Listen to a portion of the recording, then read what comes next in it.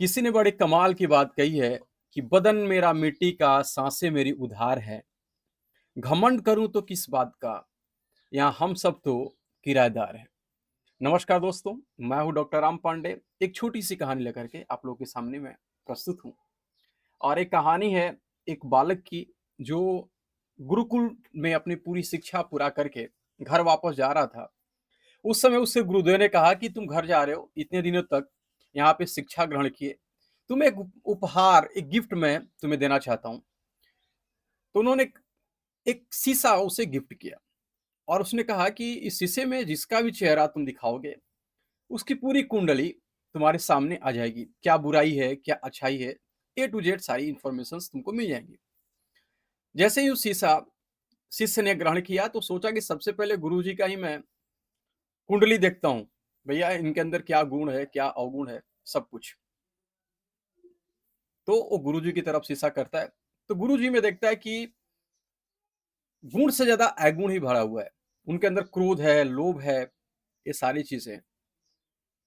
उसका मन व्यथित हुआ। वो सोचते हुए घर जा रहा था कि बताओ, मैं गुरुजी को इतना बड़ा मानता था, उनकी मैं हर बात मानता था, उनके अंदर ही अवगुण है। फिर बीच में एक दोस्त मिल गया।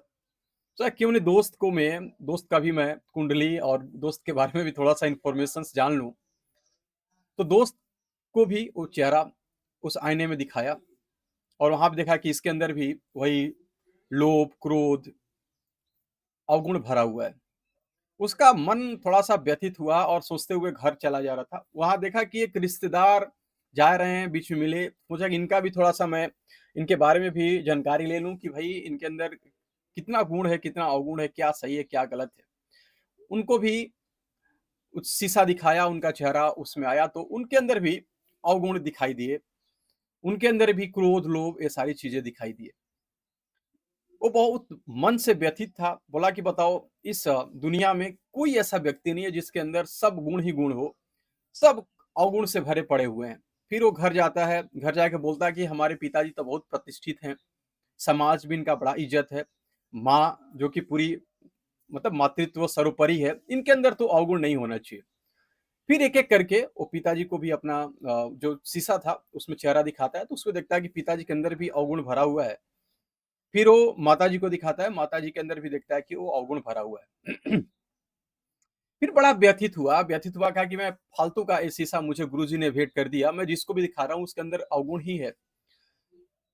मैं एकदम विचलित हो चुका हूँ, ये जा करके मैं गुरुजी को ये शीशा वापस कर देता हूँ, क्योंकि इसमें अगर इस तरह से मैं दिखता चलूँ तो मैं पागल हो जाऊँगा। सबके अवगुणों को सिर्फ गुण, कोई किसी के पास अवगुण से अधिक गुण है नहीं, सबके अंदर अवगुण ज़रूर है, भरा हुआ है।